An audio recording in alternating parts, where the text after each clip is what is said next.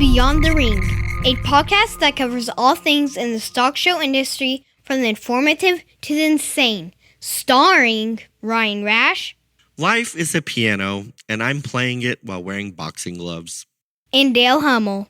There's no law of nature that says America must remain the most powerful country in the world. Now on with the show. Welcome to Beyond the Ring. This is Dale Hummel, along with co-star Ryan Rash. Hello, hello, hello. It's a beautiful day in Crockett, Texas, I assume. No, it is not. We're not even going to... Don't even go there, Dale. Let's not talk about it. Just move on. Don't. You nor the listeners like it when I bring my family drama up on here, and you're trying right now, so just stop.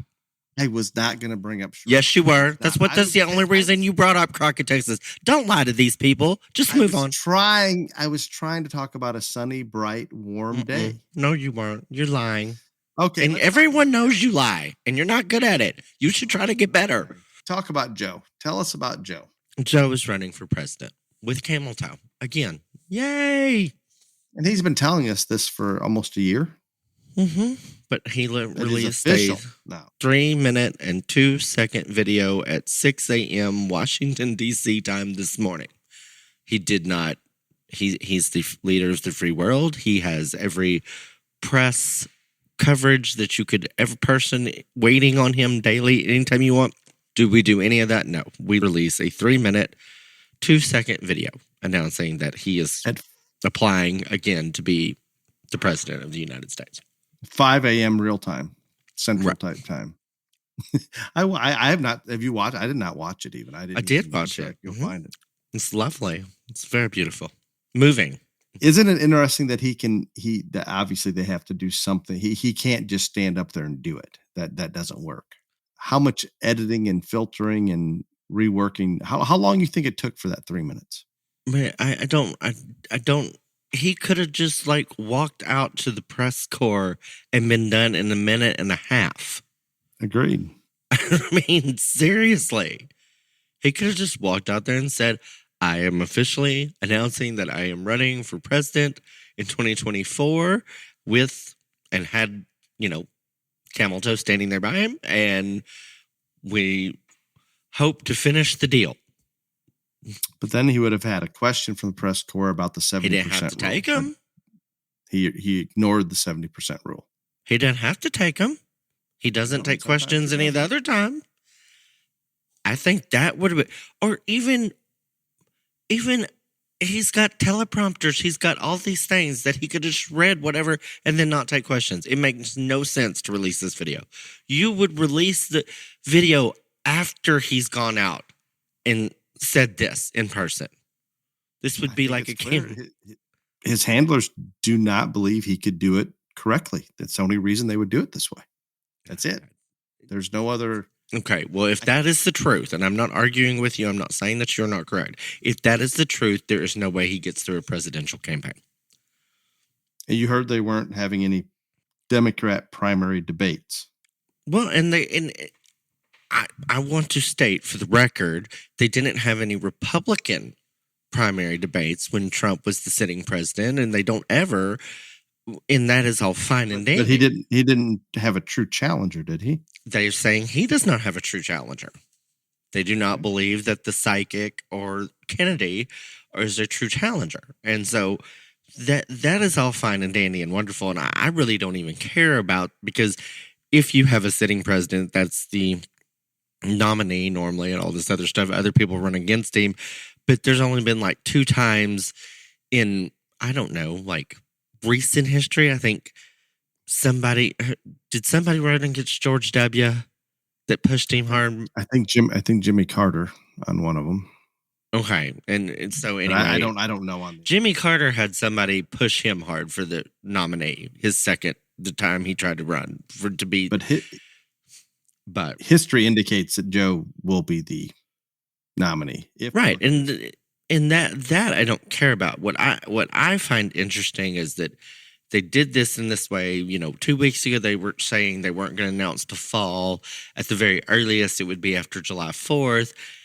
Then I thought maybe this Kennedy thing got him in a little bit of panic mode. I don't think that. Now that I've listened to the Democrats come on there today and basically say, okay, Joe's running, and that's all they have to say. They don't say this is great. I mean, there was a poll released yesterday, 70%, and by NBC, released by NBC, 70% don't want him to run. There was a poll on either CNN or MSNBC that 58% of the people that voted for Joe Biden in 2024 do not want him to run. That's a separate poll. His ratings go from 32 to 42, depending on what poll you want to look at. There is no reason for him to announce right now unless there's something that we don't know. The shoe is about to drop, whether it is Hunter's fixing to get arrested, he's fixing to get indicted, something. But the one thing the most consistent thing I heard is several of the Democratic people said, well, this, in essence, locks up him as the Democratic nominee, and that's all that needed to be done. And so, if that, I guess, but I'm with you. I'm going deeper. There's a reason it happened right now. with you. No question. But I just don't know what that reason is, and so, but there's something going on. I don't know if it's because, and I hate to say this, but all of the mainstream media, all of the people in Washington, they have far more information about everything in the news than we do. So if there is a Hillary Clinton or someone else that the establishment or the Democrats are wanting to run and they're considering it and haven't was waiting to just see if Joe would bow out gracefully or if he was going to go before they put it out there. And I do think if let's just say if you're Hillary, you would never announce before he made his formal announcement. That would be just poor, character. I don't even know what you call it, but you would wait till the sitting president decides and makes an announcement, and then there's nothing running against him, but you would wait for them. And so I don't know what's going on, but there's something more to come, as Bill Hemmer and Dana Perino said. And I believe there's been a noticeable shift in the mainstream media that there's no question there's a significant portion of those in power within the Democratic Party. I believe there's a battle going on. Some that still support Joe, some that look at the big picture and look at the 70%, do not run polls that are out there saying we have to have somebody else. And I think the mainstream media, because of that, is not protecting Biden like they were not that long ago. Yeah, I'm baffled by all of this because, again, the woman that I can't stand that's on the 5, I can't think of her name, brown-haired glasses, Jessica something, but she, who is always, even through the campaigns, all of these other things, yada, yada, yada, when he was living in the basement and doing all this stupid, she paints this beautiful, wonderful picture and is always, very positive. And she was just like, well, everything could be better, but it is what it is. This is not a defense. This is not how you do this. So very strange. So I don't know what's to come. I think something's to come. All I know, Hunter's lawyers met with DOJ, and then Hunter's got a very busy this week and next week because Hunter has been told by a judge that he is forced to show up for the paternity suit in person of the child with the stripper that came out today. And so he has to go tend to that next week. So again, poor Hunter. Poor Hunter. I saw there was something that came out of the White House that you could walk back and forth across the border and nothing can happen to you now. Did you hear anything about if you announce you're gay at the border, they release you? Oh, I did not know that. I assume just a woke bullshit again. But yeah, if they come across the border, obviously all they have to do is declare they're gay or trans, and the Border Patrol is to release them. I hope that is factual, but I did get that from a couple different sources. You mean you hope that it isn't factual? Is what you mean? Well, no, I hope I'm not reporting it wrong. I guess I have no Oh. control over what it is, but I hope we're not misleading the public. But I just another this woke thing has got me. Yeah, it's concerning. It's crazy. Well, I didn't see that. I know their Title 40, like the border crisis was all over the news this morning, but they kept talking about Title 42 again. And I thought that, I guess that's coming up. Like Biden did whatever he did the last time, and now it's coming up again. And so there was like people literally using an air mattress as a raft to swim across the Rio Grande Valley and all this other stuff. And so I saw that. I did not see the other part. But I mean, I do not understand, because there was something last week. If you didn't speak I think it was like if you spoke Spanish, then you got something done to you, or couldn't speak English. I don't know, but like, what does gay, trans, what language you speak have anything to do with coming into America? I didn't. You can be gay in whatever country you want to, except for like maybe Egypt or something. There's a couple. There's a couple that's not a good. Yeah, they're very hard on the gay. But I'm with you. That's just it's crap. And I don't even know. Maybe those sources weren't correct. But at this point in the craziness that we're dealing with, it wouldn't surprise me if that comes into play. I just don't know. What about artificial intelligence? Did we talk about that very much last week or at all? No, and now we can't talk about it because your boy Tucker's gone, so there's no reason to talk about it anymore. I am very impressed that you even made it onto the podcast this week, Dale, since Tucker is no longer employed. You should be on The View with Whoopi and crew. I know. I do not like Whoopi. I do not. But okay, Tucker is the right version of Whoopi, whether you want to believe it or not. He is as far out there as Whoopi is the other way, and Joy and all the rest of the freaks.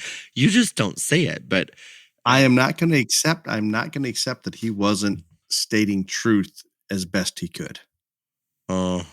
Maybe has a political bias. Absolutely. Not going to argue that one. I do believe he had as many people watching his program as any of the Fox programs. No, other than the five, it was the second highest rated program. I'm not arguing that whatsoever at all. I think I appreciated what he reported on. Yes, because it's right up your alley. Aliens and conspiracy theories and all this other stuff.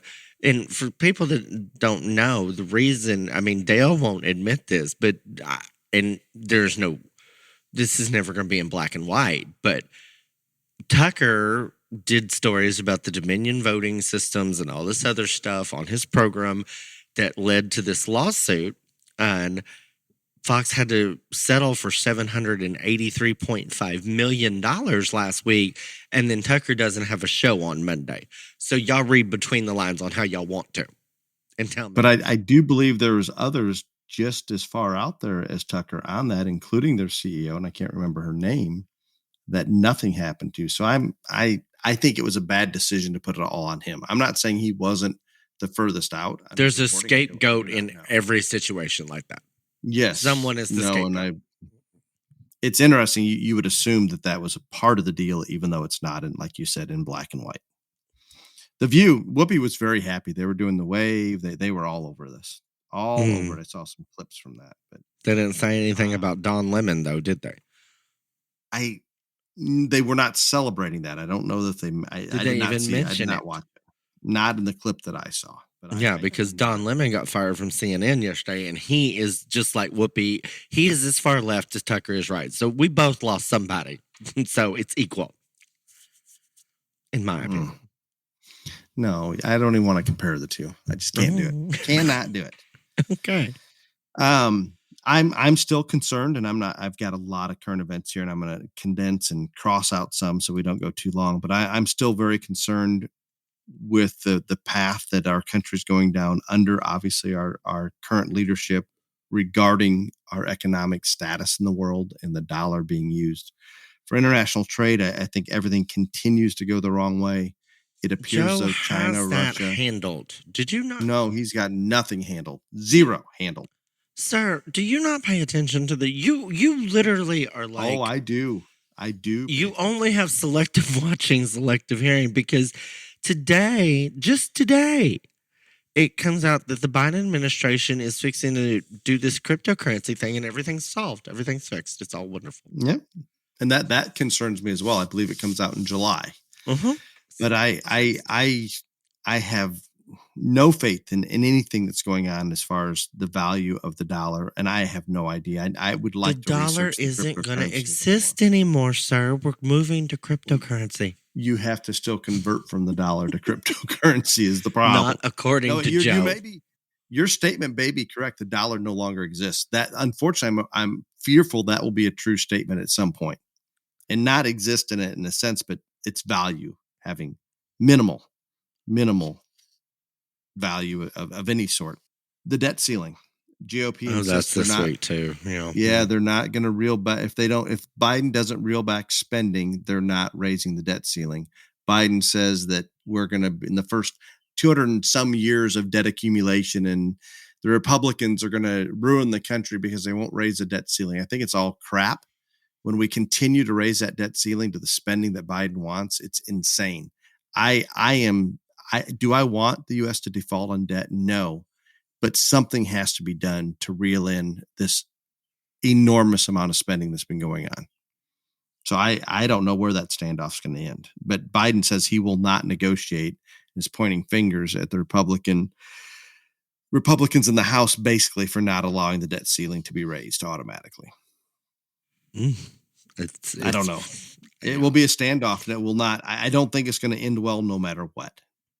At all. I mean, and y'all know I'm not defending anything Democrat or Joe Biden. This has been a problem for a little bit, more than a little bit, and I don't know who has the best way around this issue to, help the vast majority of Americans most, but I guarantee you it's not going to be them. So it's not going to end well, as you state. No, and I believe that we don't want to default on debt. I get that. Raise the debt ceiling so we don't.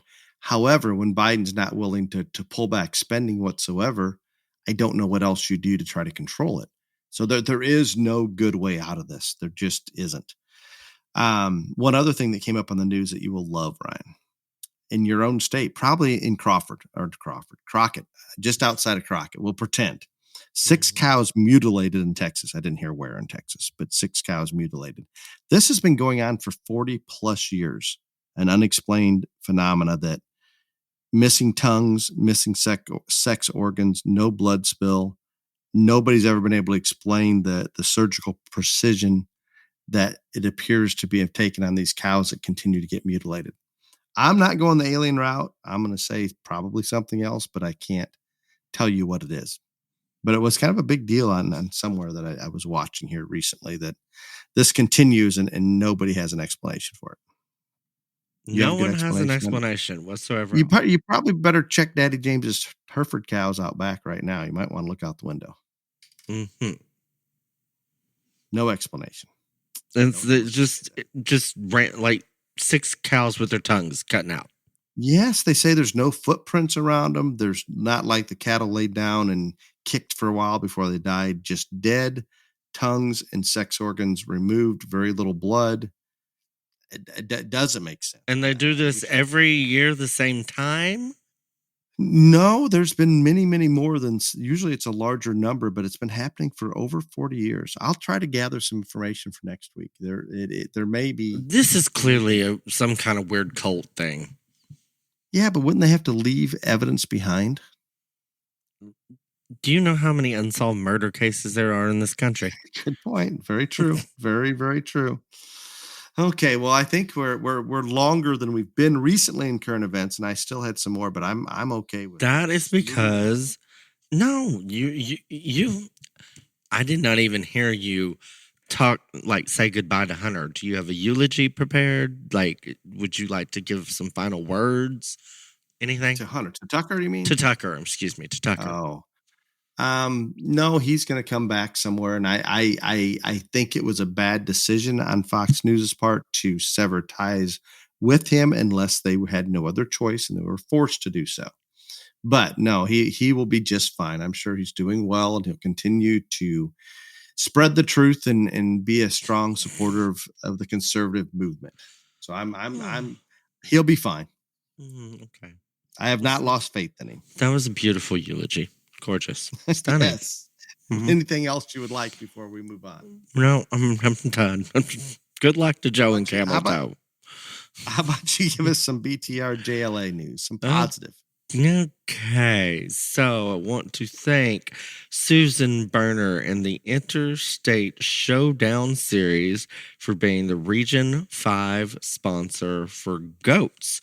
They were the sponsor last year. They are the sponsor again this year. So, Susan, thank you very much. The Interstate Showdown Series was started to give exhibitors in that area of the country a chance to be rewarded for their efforts in the show ring with all things goat.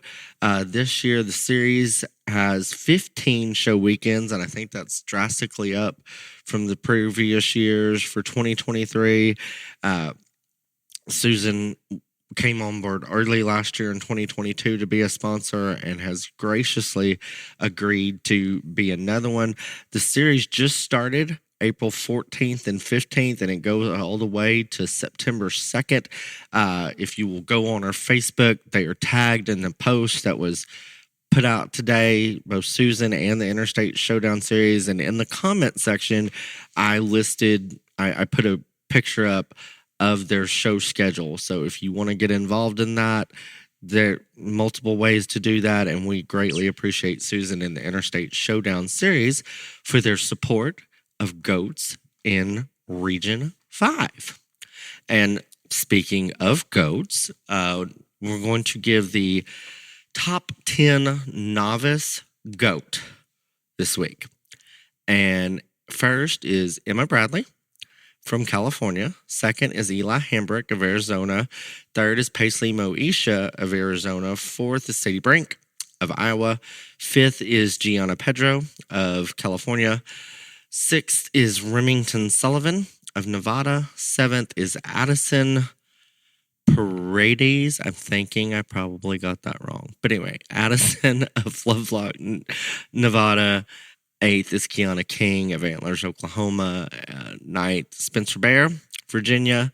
And 10th, Colton Danke of Indiana. Didn't you do novice goats last week? I did. I thought I did novice sheep last week. I remember Danke and the Brink girl. Maybe they show sheep too. I don't. I could be incorrect because I do not. As you will point out, my memory is sometimes questionable. Well, just in case, I mean, I don't know. Just in case, since you think you have, I'll just do junior lambs, or I'll do novice lambs too. So we didn't have a repeat. If you think, I thought I didn't.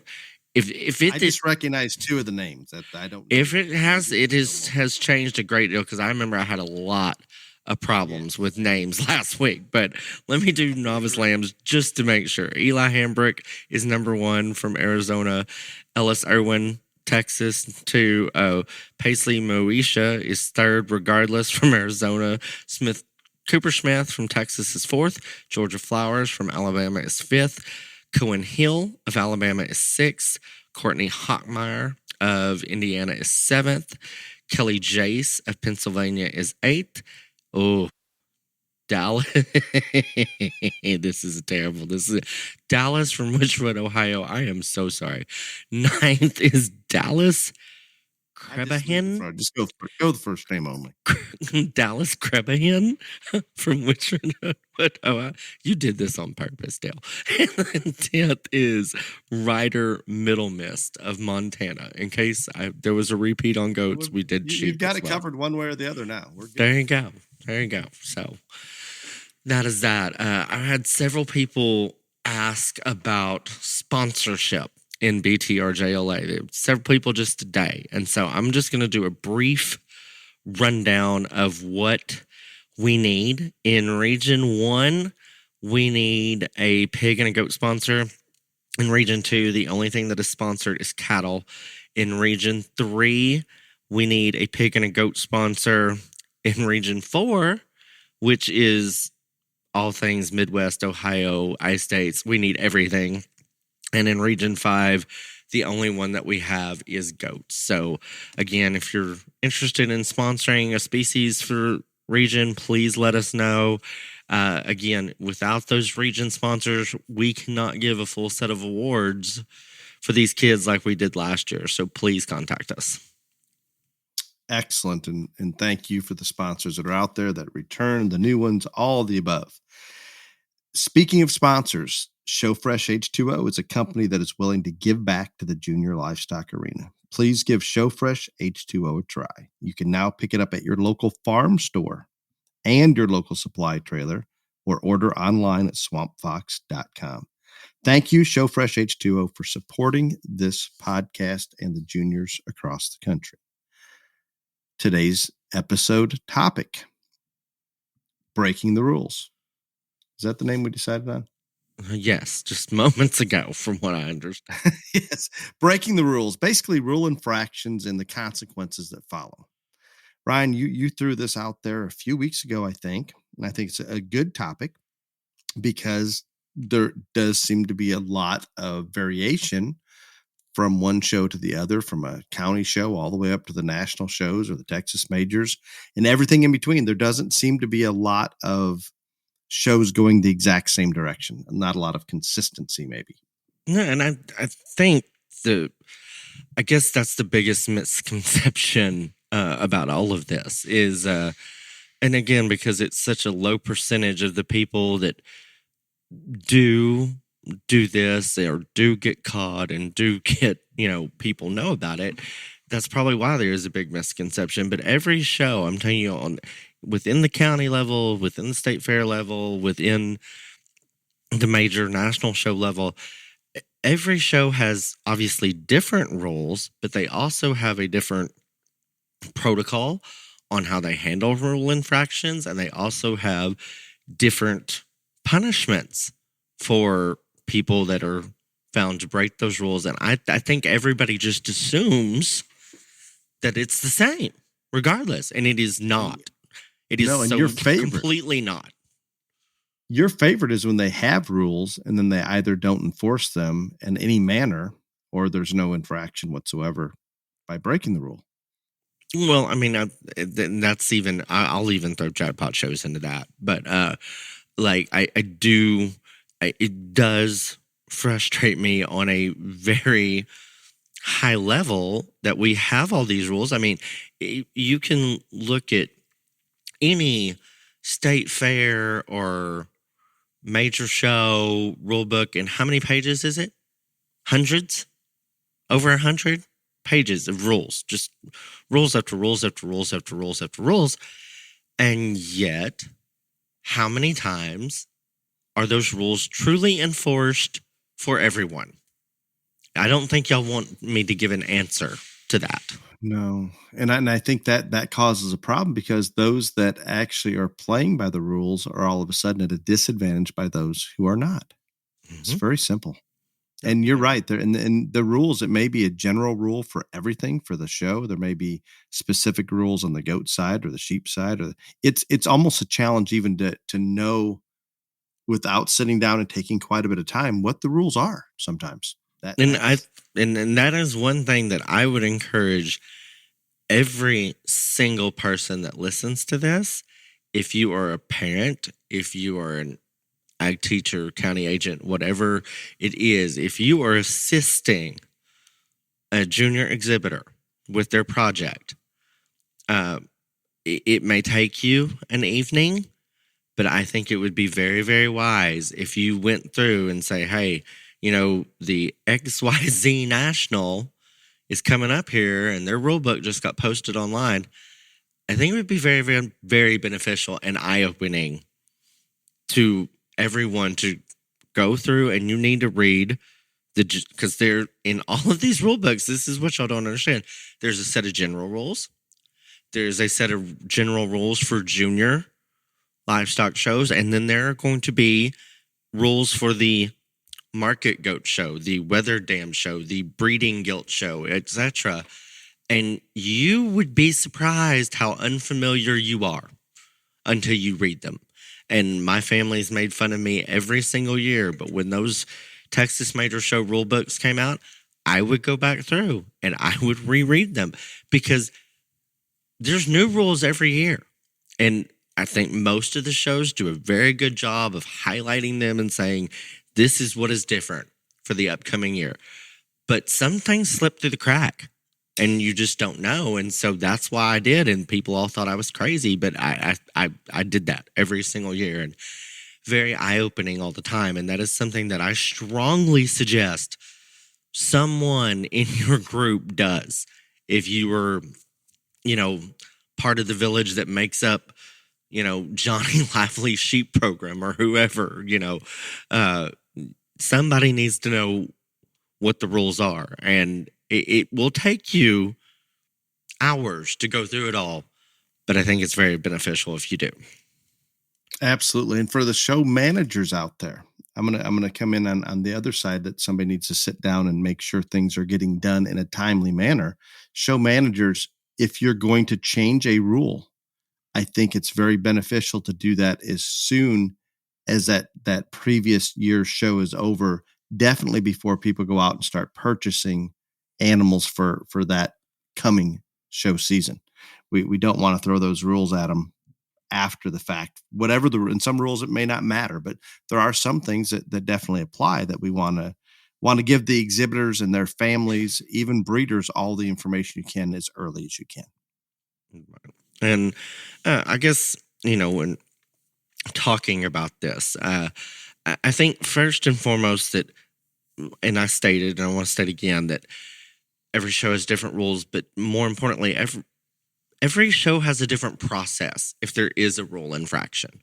And when I mean every show has a different process, I'm telling you, not even the Texas Majors have the exact same process. And you would think that they would because it's all the same exhibitors, but they don't. And that's perfectly fine. Every show needs to work through this deal however they do. But you as parents and you as exhibitors and families need to understand that. And I hear people will text me, call me, come up to me. Why is so-and-so, why didn't they get kicked out? This happened, this happened, this happened, this happened. And I have this conversation, and I think a lot of it is when these happen, people are heated up in the moment, all this other stuff, and not wanting to listen. But you do need to know that there is different protocols, there is a different process, all this other stuff. Now, I'm not saying that every show completely goes out there and does everything they can to do to keep this from happening or punishing the people that do all that. I'm telling you, I will tell you, blind eyes are white, rose-colored glasses are worn, all those things to some of this. But for the most part, I think what you don't understand is there is a process that has to go through. And it is very different.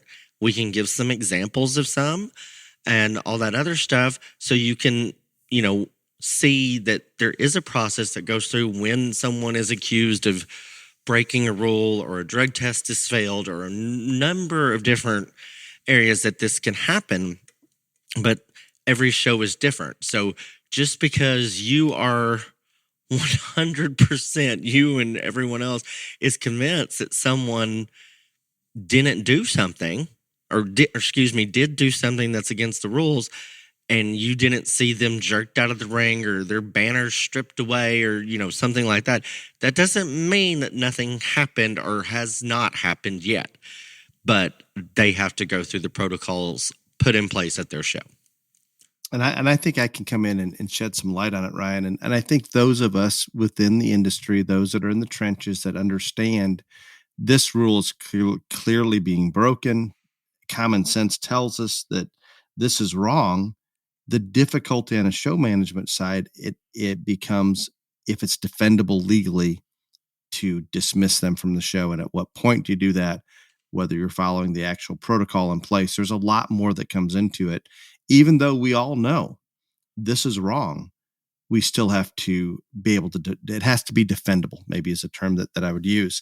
And on the other side, we're putting a lot of extra pressure and stress on the show management to develop these rules, to, and particularly more so to enforce these rules when they become in a situation where they're legally liable from a lot of different angles. And it's unfortunate that as an industry, our junior livestock industry does a poor job of self-regulating. And I don't think it's going to change. I guess I can throw it out there for people to talk about, but we're assuming that the shows should do all of this, where in all reality, myself as a breeder, Ryan as a former breeder, broker, enthusiast, all of those things, each and every one of us, if we would put out there a little bit stronger and do a little bit more ourselves, each individual in every show family, and let's try to follow these. If we don't agree with the rules that are in place for a given show to the point that we think it's crazy, don't go to that show. But if we're going to go and we're going to participate, we need to probably follow, just like Ryan said, what is in place. It doesn't mean you agree with them, doesn't mean you disagree with them, but I guess follow what is there. So everybody, and I'm going to come back to this, we need to have everybody on an even playing field. That's the nature of competition. I'm all for the more competition, the better, as long as it's an even playing field. And unfortunately, we're in situations now that it's not always the case. Right. And I think that's the basis of rule. I mean, I'll just keep it 100% legit and real here. The reason for almost every rule that's ever been made, regardless if it's livestock shows or sporting events or anything, is somebody did something that people didn't think was right, so they made a rule that you couldn't do that again. Do you at least agree with that, Dale? No, I agree. And some of the rules I do not agree with at all. But if the intent is to make the playing field even, that everybody, those that work the hardest and put the most effort, the most knowledgeable, let's let them succeed, not somebody taking a shortcut that others are afraid to break the rules and take that shortcut. Right. And in terms of, this, like I said, there are a lot of things that shows that people do get disqualified or that animal gets removed from the ring on the spot. Most times it's probably a way back. And, a lot of these shows do have way backs. It's, you wait in here, you can be can't be 5% over or 5% under, whatever those, given rules are. And again, it varies from show to show and species to species. But if you don't meet those parameters when you go across the scale now, then you're out and you're done. And so people see things like that happen and they see it, they know it, they understand it. Oh, well, that sucks. They didn't make way back. And because there is things like that happen, they don't understand why all the other stuff isn't just like that. And again, it could be a fitting rule. There have been times as a judge or when I was helping kids, there may be a no twine rule. Somebody gets protested or they have somebody checking for that. Twine comes out, that exhibitor doesn't get to go in the ring. Maybe he was in the ring, got protested, everyone in his class. They go check and pulled out. So when you see situations like that, where there is an instantaneous disqualification, removal, whatever you want to call it, I think people don't understand why that doesn't happen in more situations. Would you agree with that, Dale, on some level? I would, and I wish it could happen. It just logistically is more difficult in other situations. Right, and whether it is weights, whatever, hair, whether we're talking about people altering the animals surgically, swelling them, airing them, whatever you want to talk about. Like, a lot of people can have, I'm just telling you, people sent pictures saying, there's no way that's real. That's fake, all this other stuff. That may be great, grand, and wonderful that you think that and you believe that, as Dale alluded to. You may even be right, but right. But as Dale alluded to earlier, not saying that you're right or wrong, there when it is those type of situations where it's still visual and all this other stuff, that is in some ways objective type of situation, where somebody may say there's no way that animal looks like that without some type of alteration. Another person can say different. And so it's in those situations that I think people really get upset and heated when they fully believe that whatever animal or whoever's animal out there has been altered in an unethical way that is clearly against the rules, and nothing gets done right then. I would say in almost all of those situations, we need to talk about protests too, but even if the animal is protested, all of that is going to be studied, looked at, investigated after the fact. Would you not agree with that, Dale?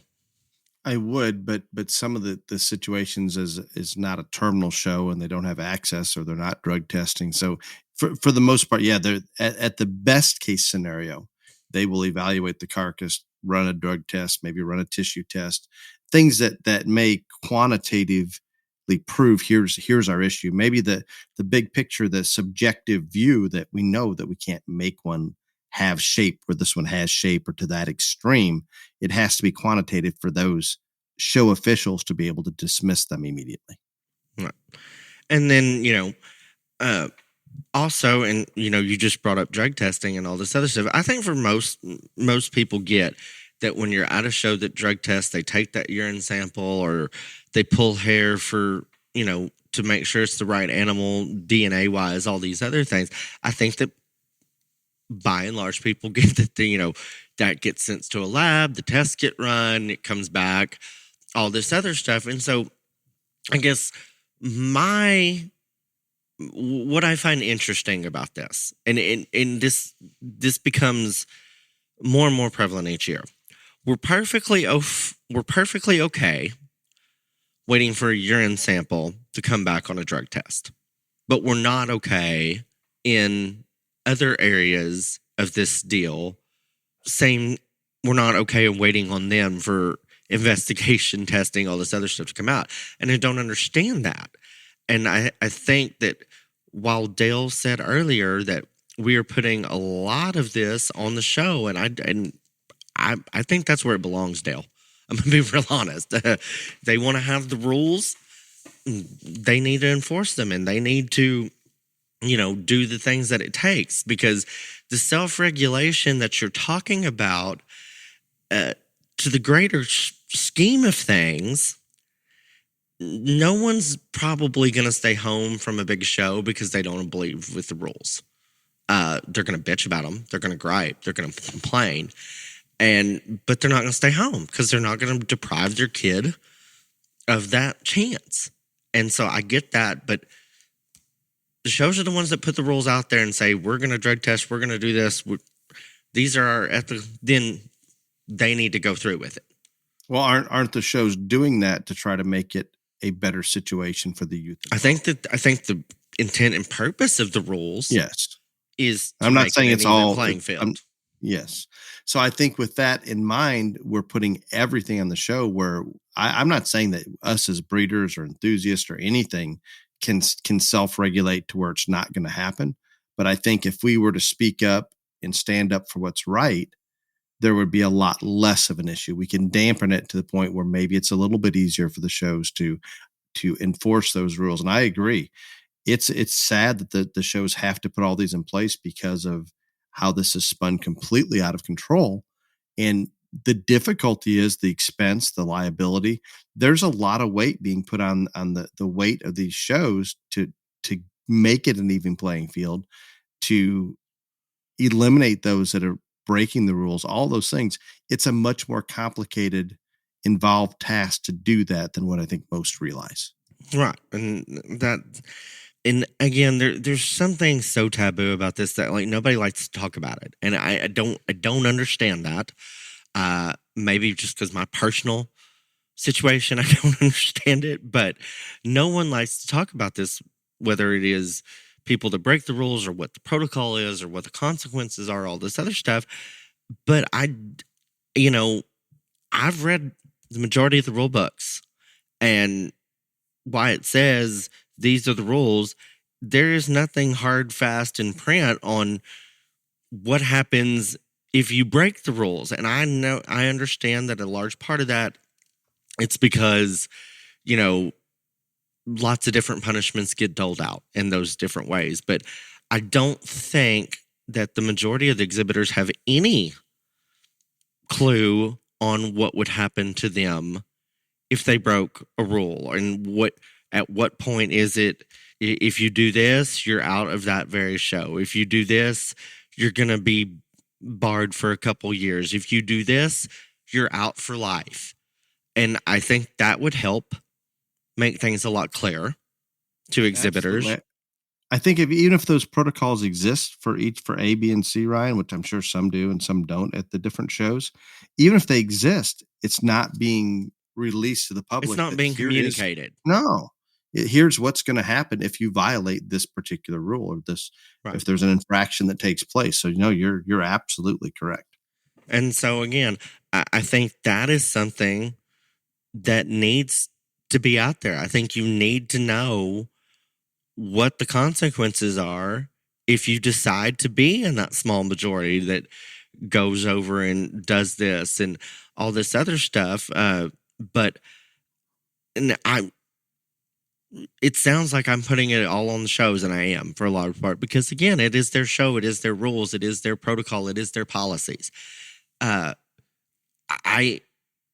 an ideal world, yes, could we walk over to the small handful of people that we know that are not doing things by the book and shame them into quitting? Sure. As judges, I don't know that we could do it. I don't think you can even. No, I said in an ideal world, but that's not going to happen.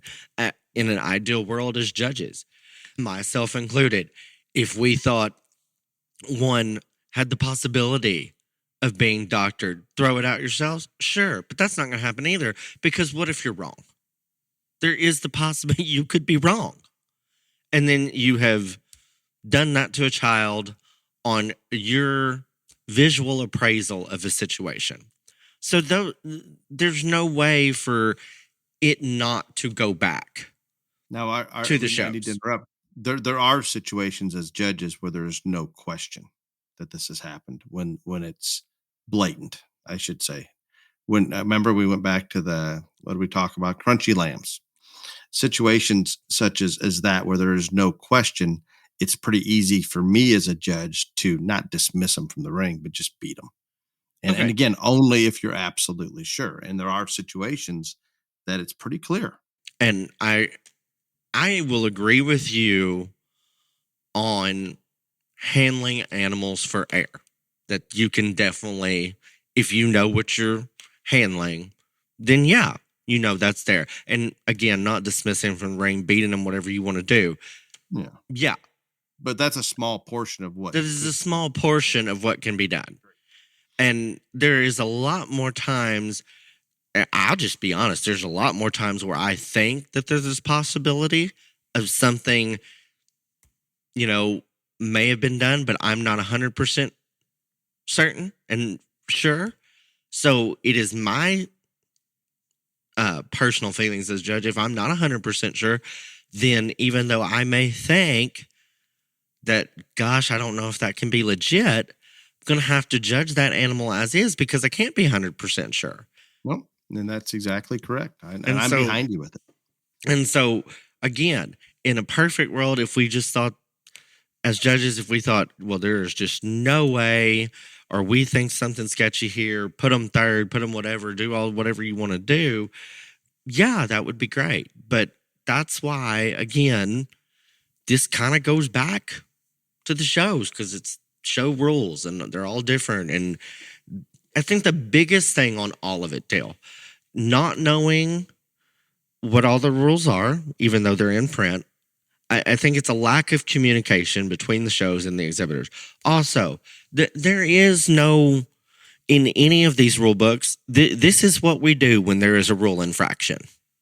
I'll just take for drug testing, for instance. Sometimes they run various tests, different tests. Not all shows run the same test for drugs. Something comes back that it's not clean. This animal has tested positive for whatever. Some shows run that test multiple times to see if it comes back. And if it comes back negative or a false positive once, they clear that animal and that exhibitor. So it's different on everything, but nobody knows that. Nobody knows the different protocols and situations for those individual shows, and they damn sure don't know the punishments. And just like when we went back to Matt Clay's episode, our very second podcast episode, some shows understand that a low level, an extremely low level, could be background noise, could be cross contamination. We have to implement some common sense, right? And sometimes we just don't. Right, and that's what I'm saying. But Matt Clays has all that information. How many Matt Clayses do you think are out there showing right now that know all of that? No, exactly. And that's part of it, because yes, there is so many different things that can happen, and you do have to have common sense and drug testing and all this other stuff. To be honest, there are tests out there now. There were tests back when I'm showing that if an animal had been fed anything from birth to slaughter, then it can be detected. Well, that animal wasn't in the hands of that exhibitor at birth in the vast majority of the situations. And so, yeah, there does have to be common sense, but also I just think we all need to be better informed on it. And the only way to do that is for the shows to be more forthcoming, more with the information on how this works, what they do, how they go about it. And I understand that from a show manager or a major show or whatever standpoint, that you're dealing with minor children. There is a lot of legal concern. There is, anything that you can go from slander to God knows what all this stuff. I get all of that. I am telling you, as the person in this industry who faced more public ridicule than anyone else ever has or ever will for a rule infraction, to the point that I was chased by news vans to and fro school, my barn, etc. I don't think y'all have any idea what I went through. For the most part, I lived that. And so I can speak with more authority on this side than most people. Until we get to a point that this handful of people that are doing this and are purposefully breaking the rules, altering the animals, feeding illegal substances, whatever you wanted to say, on the purpose to make their animals more competitive to win these shows, until those people are afraid and scared that either it is their kid or a kid that they are the fitter of, the broker of, the breeder of, but everyone knows that XYZ is the one in charge, until they are afraid that they are going to be it is going to be public knowledge that the animal that they were associated with had that done, and it is in black and white. This is never going to change.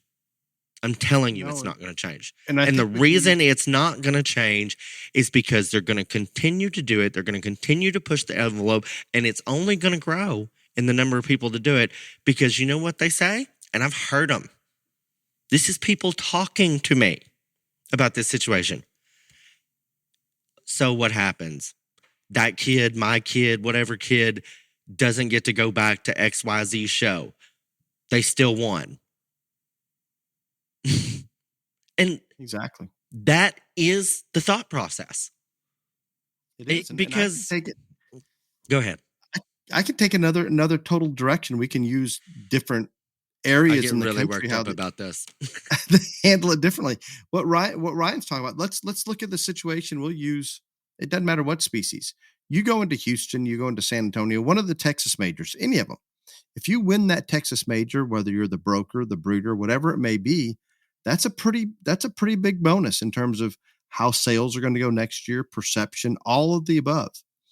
And there are some out there, people, families, breeders, brokers, all the above. You can pull one or two from many from each segment that are willing to take all those risks knowingly, and even knowing that if they win, they're going to be tested out to reap the benefits from the other. And if you're at a Texas major, Ryan, you clarify this for me because I could be confused because of the how do we word this? The worries or concerns that you're dealing with a child, of the possible litigation to follow. Those names of those people that are being kicked out, whether it's champion or a class winner, are not released. Would that be correct? They're not There is no released. there is no There's formal no release. there's no formal release or anything like that. And again, uh, I understand that because again, I have been that poster child that everybody's, I have been there, and I don't want another kid to go through any of that. I don't. I would not want any child to live the nightmare that I lived through, that still is there today. And I mean that in all sincerity. Still there today. Now, There, now let's take the example, Ryan. So that's the Texas majors. For the most part, your Kansas City, and I shouldn't even, I don't even have to use national show names. There are national shows that will release that. And I'm going to take another extreme. Illinois State Fair. I don't know if there's a formal coming out, but more so than the Texas majors. Indiana State Fair, and I believe this to be correct, if my memory serves me well, they will post it online who was eliminated, who was disqualified. So you have shows on both extremes of this situation. And Ryan, and I am not saying that you're wrong, but I haven't seen anything from a national show saying who got kicked out in a very long time. and I don't know that it's a. I mean, I guess maybe it's not coming saying this person was kicked out, but rather here's who's actually the champion. Does that make sense? Even though it may have been. I think that's just one. I mean, maybe in a couple of situations, but for the most part, No, yeah. for the most part, I'm just gonna say it. National shows do not release the names of the exhibitors or the animals that got kicked out. It seems There are certain maybe exceptions to every rule, but no, they don't. They're just like maybe Texas majors. maybe it's more easily leaked. Maybe Maybe. that's getting out. But then again, a leak is just what it is. I mean, there's no, Yes. just like, and so, but going back to, I do agree with you that I have seen things that the Indiana State Fair has let out. And so, Just here, there's I- no rumors. Here's where they're standing. this is where it is. And I'm telling you, because this is so sensitive to me on so many different levels. I don't know what the exact right answer is, and I've given it as much thought probably as anybody in this industry, to be honest with you. I do know that as it stands right now, if we do not change drastically in the area of letting all the exhibitors know these are the punishments, this is what's happening, all this other stuff, then the cheating, the rule breaking the rules is going to continue to grow. And so, again, the way Indiana State Fair has done it in the past, I'm not saying there's anything wrong with that. I'm also saying that I think that the vast majority of people would think that putting a child's name out there like that is probably a bit harsh. Well, don't time out there. I everybody's going to agree with that. And more if it's a young child, especially 16, 17, 18, I'm not maybe legal from a legal standpoint. It doesn't matter. Right. However, don't you believe that? Yeah, it's harsh putting that name out there.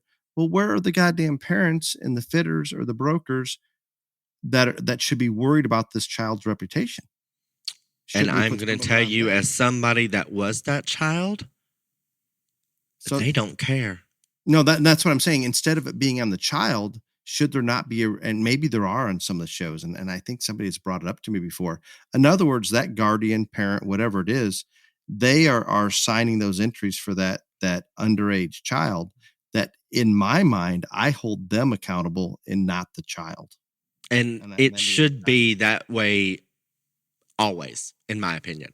Because And I'm not again, saying the older children are unaware, but let's say the majority of the younger ones. okay, don't even have any but idea. Dale, even if they're aware, I don't care if you're 18 years old. Do you think that you're going to be able to tell your parents or the people working for you, or you're even at 18 years old, you're not doing this? No, I mean, let's no, just get agree. real. You're not. Nope, I'm with you. You're not in control of the situation. I'm telling you, you're not in control of the situation. And so putting the names out there, I'm not against it. I know what that nightmare's like. I'm not against it. I also don't know if if there's not a subtler way that, like, after the XYZ major show or state fair, that they don't send something out that says, 23 animals were disqualified, 15 were markets, and they, say it was 5 steers, 4 sheep, 4 hogs, 2 goats, whatever. Break it down.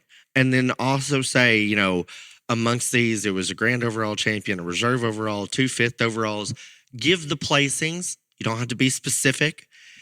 And then and not say it was the grand overall sheep, just that it was a grand overall. Well, that narrows it down to 4 in the market thing. You're down to 4 kids without saying who it was. But most importantly, and I do think at the very least they need to say this number was disqualified in the XYZ market show for 2023. Because there's some people that until they see that, they're not going to believe it, that anybody was disqualified. It was all rumor. It was all gossip. It was all this. They don't believe that. And why? In a lot of ways, there's a lot of truth to that, because the show didn't put out that it was disqualified. So why would you believe what somebody else that has nothing to do with that animal says? I think you at least need to put out there how many disqualified. And then you also need to say, of the 7 that failed to pass a drug test, then they're barred for showing for the next 2 years. Whatever the consequences. Right. The condemned carcass, that exhibitor is out for life. What the consequences for the different rule infractions were. Because, and again, y'all aren't going to like me saying this, there's going to be some people that say that and they're like, you know what? I think that I might be okay with my 10-year-old getting barred for 2 years, but I'm not okay with them never getting to show again. So maybe I won't do this and I'll push this way, which is not good at all and not what I'm trying to promote. But until everyone knows what the punishment is, nothing is going to change. And it's not, and more than that, and I'm just being as dead level honest as can, until there is fear struck in the heart of the people that are using these practices, that they will be associated with. Because yes, it is the name of that kid, but until their parents are afraid that they are going to get some of the shame in it, this is a big industry, but it's also a small industry. So we also know that, because I've had somebody come up to me before. Well, if you do that, I sold that animal to them, but I didn't have anything to do with it after that. So it's not my fault that they, messed with it to make it better. You're right. It's not your fault. Also, we all know that you didn't have anything to do with it after there. You weren't standing there in the pen at the major show or whatever. For the large part, we know who is in on the daily decisions, the show decisions on those things. So, guilt by association, there's going to be some of it, but not nearly as much, in my opinion.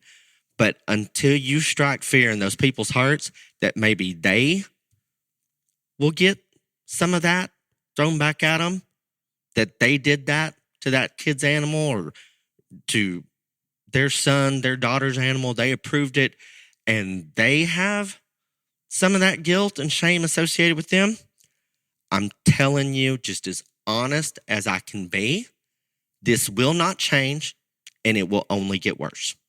I agree, Ryan. And how do you handle that situation for those that are fearless that, okay, we're gonna win this show, we're gonna get the banner, we're gonna get the recognition, we're gonna get the monetary benefits because we did win such and such show, yet we're disqualified for 2 years. And maybe the majority of the public will never even know we're disqualified. And then you have that other segment that they're not afraid of, they're already labeled as doing what they're doing, and there is no fear, there is no shame. Those, putting yourself in the show manager's position, those are the ones that and it only takes a couple of them, because if they're violating those rules to that extent, it's pretty hard for those playing by the rules to compete with them. So it doesn't take very many to completely change that outcome of that show, and that makes it very difficult. I'm going to go a step further. If everyone out there showing was fully aware of what was going on, that they're not on an even playing field, all of a sudden, guess what happens to our industry? They don't continue to do what they're doing if they don't have a chance. And if we don't reel it in and bring those that are so far out of bounds that there's going to be very, very difficult to beat them without going down that same road of unethical practices, we have an industry that no longer exists. And that's a very sad place. Right. And then I'm not disagreeing with anything you said, but I do want to give all these shows some credit. This is the toughest part of it. And again, they all handle it differently. And I do understand from their standpoint that there are legal issues and measures and legalities and all the stuff that are associated with all of this. And I'm just telling you that by and large, a lot of this, it goes and goes and goes, and then the punishment comes down, and then the family says, well, we're going to sue you. And then sometimes it just goes away because nobody wants to get to that point. And I understand that the shows think that if they do release the names and whatever, then that's a black eye on our industry, on that show, and they don't want that in the press and all this other stuff. I get all of the situations that make this so difficult. Absolutely. I understand that. But what we're doing is not working. No, it's not. And the purpose and I just want to make sure we're seeing the big picture and that Ryan and I are clear, because we haven't talked about this a lot before we jumped on here, but we're definitely going the same direction and agree on this. But the purpose, Ryan and I bring this topic up, is to try to stimulate some of that discussion out there amongst show families, breeders, brokers, show managers, all those things, to just help in any way we can to level that playing field, to keep a healthy environment, a competitive environment. You're not going to find two more competitive people than Ryan and I. And I think that is so important, that we need that competitive drive for so many of these young kids to succeed, even outside of the show ring. We want to foster as competitive an environment as possible. But think of it this way: you're busting your butt, you're doing everything possible and doing it all right, and you're playing within those rules. And no matter how well you do it, how intelligent you are, how hardworking you are, all of those things, that one person that may work much less hard or put far less time into it, maybe not near as intelligent, but they choose to take that shortcut, and you can't beat them. That's crazy. That's what we're trying to eliminate or reel back in, so everybody out there still has a chance to win that big show. Yeah, and Again, I'm not throwing the blame on anybody. Not shows, not what I mean. Uh, I'm just saying that this is now more than ever probably as a big a threat to our industry as anything. And nobody talks about it. Like I said earlier, it's taboo. Nobody wants to talk about it. Nobody wants to put it out there. Nobody, this truly, and this is kind of mind boggling to me. It doesn't matter whether it's professional or kids, sports, whatever, I don't care if it's sports, academic competitions, whatever you want to do. There are people that cheat in everything. Do you agree with that, Dale? Yes, or make the Okay. attempt to. Or attempt to. There are people that cheat. There are people that get caught. And other than our industry, that stuff gets out there. It's put out there. How many times have you seen, football players, college players, high school play, whatever, not pass drug test or all this other stuff? It's out there, and those events continue to go on and whatever. There is some myth in this deal that I believe is a myth, at least, that they think that if anybody gets kicked out, anybody gets whatever, then this is just all going to go away, and this whole image of whatever is just going to poof and be gone. That maybe that happens. Maybe. I am telling you, like Dale said earlier, and what I am telling you is, if we continue to ignore this, if we continue to sweep it under the rug, if we continue the business as usual in these things, this is going to grow. This is going to continue. More and more people are going to do it. They're not going to be afraid. And then you will lose your industry when people finally wise up and get they don't have a damn chance in hell at winning a show. Absolutely. At any level. Because this goes on at every level. That's when you lose your industry. I'm with you, Ryan. This was a good topic. Very, very good. I hope our listeners out there understand what we're trying to accomplish by discussing it. And all we can do is stimulate that discussion out there amongst our listeners. And hopefully that makes a difference. It progresses and we can make a difference, but it's not a good path that we're going down, and let's do something about it. It's in every competitive sport out there, period. These things we're not blind to think that there's not going to be issues and people pushing the envelope and those that don't care whether they get caught or not. But let's do the absolute best we can to make sure this industry stays healthy. Is it time? You still don't have a sponsor. Nicole, question and answer. Prize Patrol question. What is the best exhibit prize you have either received at a show or seen given away that would be great for smaller shows and or county fairs? What a better person to answer than you, Ryan. Look at those BTR JLA awards. Just look at them. Okay, yeah, but those were not cheap by any means whatsoever at all. And I put a whole lot of thought into the majority of those. But I think this is a wonderful question. I think it is one that does not get asked enough. And it shouldn't be asked to us. It should be asked to the exhibitors and families that are going to shows and stuff like that. But I just 2 weeks ago in Iowa, a lady came up to me and she said, I know you're heading back to the ring, whatever. She said, but I want to thank you. And I want to thank you sincerely. My daughter got a belt buckle from the BTR JLA. She's a senior. She's never won a belt buckle in her life because, again, other than Texas, y'all just don't give belt buckles like we do up there. In any of the states. It's just like you could find at least 2 shows almost every weekend in Texas that buckles are going to be given out at some point. But again, so I'm not saying buckles are, it all depends on what area of the country you are, what the shows are doing. There have been trends in this. Yetis are kind of, Yeti cups are kind of a trend right now. I love every single Yeti cup that anybody has ever given me, but I'm telling you, I probably have 60 plus, probably more than that. right now because they gave out Yetis as an awarded show, so they gave me one.